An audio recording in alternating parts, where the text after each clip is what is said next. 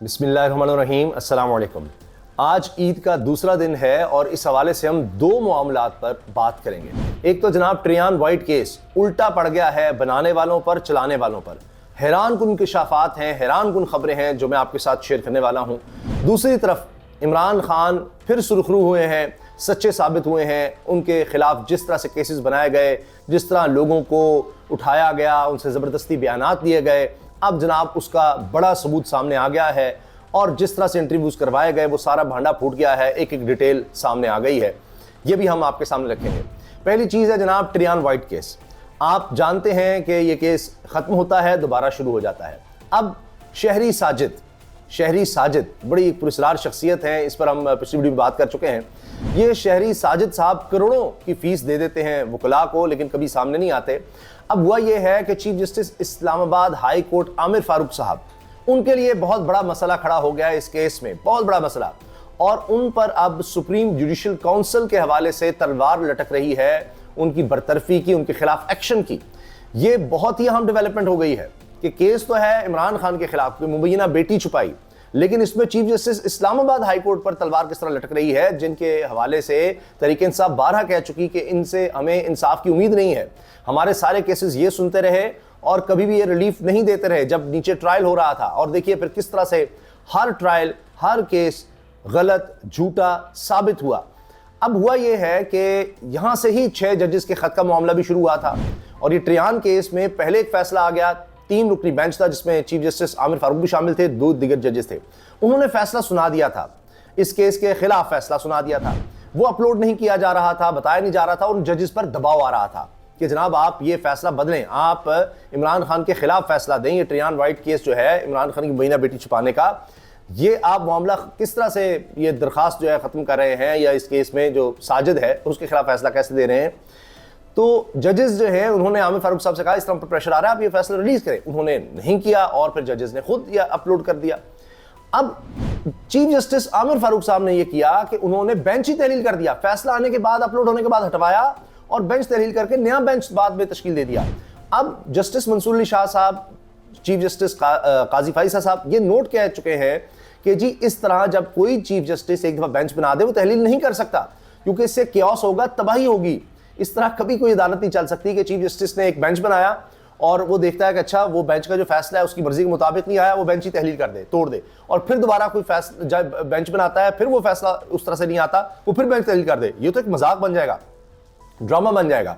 अब जनाब हो क्या रहा है, हो ये रहा है कि ट्रियान वाइट केस जो है अब ये सुप्रीम कोर्ट में जा रहा है और इस हवाले से जनाब अब ये बात पता चल रही है कि अगर तो ये ट्रियान वाइट केस जिस तरह से सुप्रीम कोर्ट में जा रहा है, अब अगर तो काजी फाइज ईसा साहब की अदालत में ये केस लगता है, सिर्फ और सिर्फ तब बचत हो सकती है चीफ जस्टिस आमिर फारूक साहब की।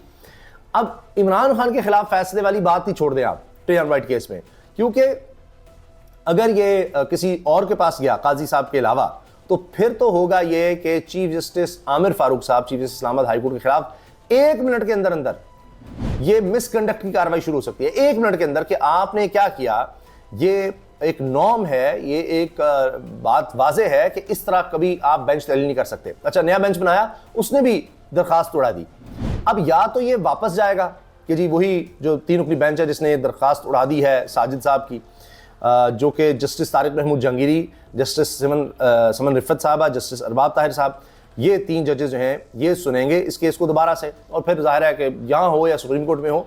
ये इतना अजीब केस है कि आप ये देखिए कि इसमें हो ही नहीं सकता, कोई भी हो, काजी साहब भी हों, वो ये नहीं हो सकता कि जनाब वो साजिद के हक में फैसला दें। उसकी वजह यह है कि जो मुबैना बेटी है वो कभी सामने नहीं आई, कभी उसने कोई दरखास्त नहीं दी, उसकी वालदा ने कोई दरखास्त नहीं दी, इमरान खान की तरफ से कोई इस तरह की बात नहीं है। 3 ही फरीक हो सकते हैं पूरी दुनिया में, ये कहीं भी आप चले जाएं, पूरी दुनिया के तमाम कवानीन में पाकिस्तान समेत यही 3 लोग हो सकते हैं जो कोई ना कोई दरखास्त लाएगा। जी बेटी कह सकती है जी ये मेरा वालिद है और ये बता नहीं रहा, या बाप क्लेम करेगा, या माँ इस तरह कहेगी माँ दुनिया से चली गई। अब वो बेटी कभी इस तरह से उसने कोई क्लेम नहीं किया, कुछ भी नहीं। तो ये तो एक अजीब बात है ना कि कोई शख्स, कोई शहरी उठे और वो कहते जी फलां शख्स है, वो फलां मुल्क में एक लड़का या लड़की है, ये असल में इसके बेटा या बेटी हैं, इसकी औलाद है। ना उसने कभी कोई बात की, ना इस शख्स ने कोई बात की कभी। तो अब जनाब केस भुगतता रहे वो बंदा, कोई भी किसी के खिलाफ उठकर कर दे, साजिद दामी बस एक XYZ, ना कोई लेना देना, कोई लड़की का कोई रिश्तेदार भी नहीं है, कोई मामू, कोई चचा, कोई ताया कुछ हो, उसके कोई उसकी माँ का कोई रिश्तेदार बनता हो, कुछ भी नहीं, तो ऐसे कोई भी शहरी उठेगा कर देगा, तो ये बन ही नहीं सकती बात। बहरहाल इस पर जनाब सदीक जान ने वीलॉग में ही बात की है कि अब चीफ जस्टिस आमिर फारूक साहब अब डिपेंड करें काजी फैसल साहब पर, ये उनकी बचत हो सकती है। काजी साहब के पास केस आए, फिर हो सकता है कि वो मिसकंडक्ट की कार्रवाई जो है वो बचा सकें, अदरवाइज किसी और बेंच के पास गया तो 1 मिनट के अंदर अंदर ये कार्रवाई शुरू हो सकती है। वकील इस बारे में बता रहे हैं, आप अंदाजा लगाइए कि किस तरह से लेने के देने पड़ गए हैं। और अब मसला यह है कि काजी फैसल साहब पर बहुत ज़्यादा बोझ आता चला जा रहा है, वो क्या क्या करें, यानी इलेक्शन कमीशन को वो सहूलत दें कि इलेक्शन कमीशन की दरखास्त आई है फौरी तौर पर वो लगा लें, इलेक्शन कमीशन के खिलाफ जितनी दरखास्तें आए वो पेंडिंग में रहें, 6 जजेस के खत का मामला है वो कहें अच्छा इस पर कमीशन हुकूमत ही बना दे, जहां से उनको धमकियां आई हैं, जहां से 6 जजेस के साथ वीडियोस बनाने का वाक़या हुआ, जहां से उनके रिश्तेदारों को टॉर्चर करने का वाक़या हुआ, वही आकर बैठे हैं उनके साथ सेटिंग की कि आप ही इस पर कमीशन बना दें, आप पर इल्ज़ाम है आप ही बनाएं, और उसमें यह किया गया इन 6 जजेस का मिसकंडक्ट का भी देखा जाएगा। तो उसके बाद जनाब जो रिएक्शन आया तो उनको सुओ मोटो लेना पड़ा। अब काजी साहब देखिए जितने इमरान खान के खिलाफ केस हों वो अपने पास रखें, हुकूमत के लिए किस तरह से मामला चलाएं, कितना को वो बोझ बर्दाश्त करेंगे। अब आमिर फारूक साहब को भी वो बचाएं, अपने पास रख लें, तो अगर कहीं और गया तो मामला बिल्कुल ही गड़बड़ हो जाएगा। और अगर काजी फैसल साहब रखते हैं तो शायद बच जाएं चीफ जस्टिस आमिर फारूक साहब वक्ती तौर पर, लेकिन इमरान खान के खिलाफ मुश्किल है ये केस। मैंने आपको बता दिया इसकी बुनियाद ही अजीबोगरीब है, वापस जाएगा उन्हीं जजेस के पास जाएगा, तो ये मामला ऐसे ही अजीबोगरीब ही रहेगा। ये उसी तरह है जैसे इद्दत केस का मामला आप देख रहे हैं, और इद्दत केस का ऐसा अब केस है कि खुद हुकूमत आप देखें जो खतरनाक तरीन प्रेस कॉन्फ्रेंस करते हैं, जो इमरान खान के दुश्मन नंबर 1 बने हुए हैं, वो भी इसका तज़किरा नहीं करते, बात नहीं करते, ये गर्दनें झुक जाती हैं इनकी। ये केस जिस तरह बनाया गया, जिस तरह चलाया गया, क्योंकि इससे आपने इस्लामी माशरे की, इस्लामी फैमिली सिस्टम की और लॉज की धज्जियां उड़ा दी हैं, ख़वातीन के हुकूक की, कि औरत के पास यही हक था कि अच्छा वो गवाही दे सकती है, इद्दत की वो खुद अपना बता सकती है, कि जो भी ख़वातीन का याम के हवाले से होता है वो औरत ही बता सकती है, हमेशा से ही रहा है। नहीं जनाब, अब वो भी आप मर्द को दे दें।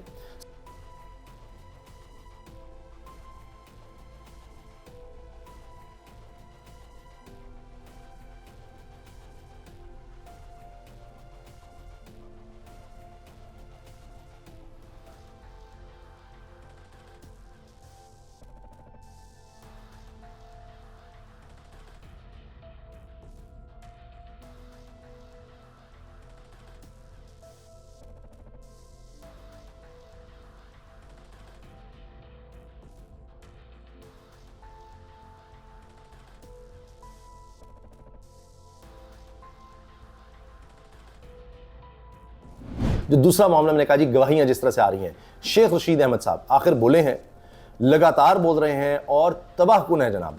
एक दिन में ईद के पहले दिन सिर्फ और सिर्फ शेख रशीद की बात हो रही थी। उन्होंने ये तक कह दिया कि मुनीर फारूक के साथ जो इंटरव्यू था वो ज़बरदस्ती था।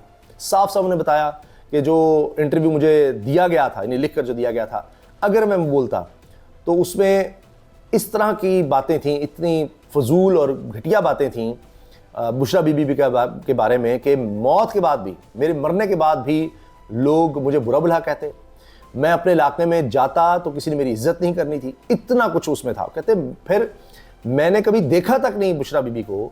फिर मुझसे कहते रहे कि जनाब कोई आप इंटीरियर मिनिस्टर थे, फ़ोन छोड़ने का, कभी उसने मुझे कुछ इन्फ्लुएंस नहीं किया, कुछ नहीं किया। फिर जनाब वो क्रेन टाइप का जिक्र करते हैं कि मुझे उस पर उल्टा लटकाने लगे थे, तो जो क्रेन का ऑपरेटर था या अफसर था उसने कहा कि जी वो ये तो मर जाएगा, इसकी कोई बाजू टांग टूट जाएगी, बूढ़ा आदमी है, इस उम्र में है, ये नहीं चल सकता। फिर कहते हैं मुझे बड़ा ख़ास सिगार भी देते रहे जो मेरा बड़ा फेवरेट है, और मैं बड़े लोगों के करीब रहा हूँ। परवेज़ मुशर्रफ के दौर में मुझे वो सिगार मिलता था, उनकी अहलिया देती थी क्योंकि वो चाहती थी परवेज़ मुशर्रफ सिगार ना पिएँ, तो सिगार पता नहीं 20,000 का था, मुझे वो 10,000 का सिगार लेकर आए और उन्होंने कहा जी हम अपने पल्ले से लेकर आए हैं, खुद पैसे देकर। तो जब आधा सिगार हो गया तो मुझे कहा कि ज़ाहिर है कि मैं सिगार का शौकीन हूँ तो ज़रा रिलैक्स हो जाऊँगा। तो वो जब मैंने पढ़ा वो इंटरव्यू जो यानी देना था मुझे, तो आधा पढ़ के मैंने छोड़ दिया। मैंने कहा जी मुझे वापस ले जाओ, मैं ये नहीं बोल सकता। फिर आप देखें कि कहते हैं कि मैं उस इंटरव्यू में पास नहीं हो सका, फेल हो गया। आपने कभी देखा है शेख रशीद ने कोई पलंदा रखा हो कागजों का और कभी इंटरव्यू दिया हो? कभी आपने देखा है? 70 साल ज़्यादा उम्र है, 50 साल से ज़्यादा हो गया उनको इंटरव्यूज़ देते हुए, मास्टर इंटरव्यूज़ देने के। और कितनी तेज़ी से उन्होंने वो मुनीर फारूक को जो इंटरव्यू दिया उसमें जनाब उन्होंने ऐसे किया कि वो कोई सवाल किया मुनीर फारूक ने कि आपको पता नहीं लग रहा था ये हो रहा है, तो उन्होंने कहा वो ये चक्री मैं यहाँ लिख कर लाया था, हाँ अच्छा हाँ वो यानी उन्होंने बता दिया कि यहाँ तो सर्व लिखा हुआ और सारा कुछ है। फिर ये भी कह रहे हैं शेख रशीद साहब के वहां पर जो लोग खड़े थे, आप समझ जाएं कि कौन खड़े थे, उनकी मौजूदगी में मैंने वो बात नहीं की, यानी इंटरव्यू के दौरान भी वो लोग खड़े थे। असद तुर्क के बकौल के वहां पर बदतमीजी भी हुई थी, फिर मुनीफ साहब को कहना पड़ा कि ये ना करें, ये ना करें, कोई थप्पड़ मारा या क्या किया, इस तरह से कुछ हुआ था असद तुर्क के बकौल। तो अब मुनीफ साहब कह चुके कि जी कोई ज़बरदस्ती नहीं थी, कोई फ़ोन आया था। अब इस पर जितने साफ़ी हैं वो ये मुनीफ फारूक साहब को तनकीद का निशाना बना रहे हैं कि आपने क्या किया, किस तरह से इंटरव्यू किया। अब ये मामला और तरफ चला गया है और शेख रशीद साहब जो हैं उन्होंने ये बात सच्ची साबित कर दी कि ये जो कुछ इमरान खान के ख़िलाफ़ करवाया गया, केसेस बनाए गए, वो सब ज़बरदस्ती। अब इसमें मशकूक हो गया है क्योंकि कुछ अरसे के लिए जनाब वो जो ये खावर मानिका साहब हैं वो भी गायब रहे थे और पता नहीं फिर उसके बाद उन्होंने मतलब 7 साल तक खामोश रहे। पहले गवाहियाँ देते रहे कि इससे पाक औरत मैंने नहीं देखी, ये बड़ी अच्छी है, ये है, वो है, सब ठीक था, कभी कोई कंप्लेंट नहीं। लेकिन जब उनके ऊपर केस बना, वो गिरफ्तार हुए, तो उसके बाद आकर जनाब उन्होंने एक और ही कहानी घड़ दी। पहले कोई और दरखास्त लेकर गया हुआ था काम शरी, फिर पता चलता है कि ये आम शरी तो इस तरह की दरखास्त ला नहीं सकता इद्दत में। ने कहा कि भाई तुम्हें क्या, उससे कोई इंटरेस्टेड पार्टी नहीं है, आपका तो इसमें कोई लेना देना नहीं है। तो फिर वो दरखास्त वापस ली जाती है, लेकिन वकील सेम रहता है और खावर मानिका साहब की एंट्री होती है और उनके एक मुलाजिम की एंट्री होती है जो मुँह छुपाता फिरता है, और फिर वही वकील जो है दोबारा दरखास्त देता है, लेकिन इस बार खावर मानिका की तरफ से आती है और फिर दिन रात केस चलता है।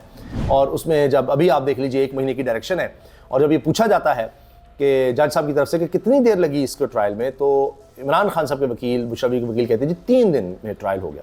उन्होंने कहा नहीं मैं ट्रायल की बात कर रहा हूँ। उन्होंने कहा जी मैं ट्रायल की बता रहा हूँ, 3 दिन में केस उड़ाकर जेल के अंदर ही सुबह से रात तक सुना और सजा सुना दी। तो ये जब कुछ होगा जनाब, तो फिर आप देखिए कहीं ना कहीं चीज़ें सामने आ जाती हैं। अब इस वक्त शेख रशीद के इंटरव्यूज़ छाए हुए हैं। कुछ लोगों का ख्याल है कि पता नहीं शेख रशीद जो है उनको दोबारा हो सकता है चिल्ले पर ले जाया जाए। अब वो 5 इंटरव्यू तो दे चुके हैं चिल्ले के, लेकिन अब उन्होंने सोच समझ के ही दिए हैं। और अभी आगे आगे देखिए कि वो क्या क्या बातें करते हैं, क्या क्या बताते हैं। वो कह रहे हैं जी अब मैं इंटरव्यू शायद नहीं दूंगा, अब 30 अगस्त के बाद वो कह रहे हैं कि जी अब मैं बोलूँगा। अब पता नहीं उसके बाद अभी मजीद वो क्या क्या कहेंगे। दूसरी तरफ देखिए कि हो यही रहा है कि कोई बोलता है, कोई कुछ करता है, तो अब यही कि जी शेख रशीद को जिस तरह चिल्ला करवाया तो आप दोबारा चिल्ला करवा लेंगे, क्या होगा। लेकिन उससे तहरीक इंसाफ को कोई फ़र्क नहीं पड़ना। फरेज़ को इतना अरसा आपने रख लिया, उससे भी कोई फ़र्क नहीं पड़ा। अब मसला ये है कि शेख रशीद साहब को दोबारा पकड़ा जाता है तो क्या होगा यही कि ये तो सच बातें कर रहे थे इसलिए पकड़ लिया गया। यहाँ तो जजेस भी महफूज नहीं है। अब जनाब मतीउल्लाह जान साहब कहते हैं हाई कोर्ट के जज के खिलाफ सबूत बनाने की भरपूर कोशिश की जा रही है ताकि सुप्रीम जुडिशल काउंसिल में इनको सजा दिलवाकर सिस्टम से आउट किया जा सके। जज साहब का कसूर बाजार ये है कि वो जिस दलेरी से खड़े और बातें कर रहे हैं, कोई और मिसाल इन जैसी नहीं मिलती।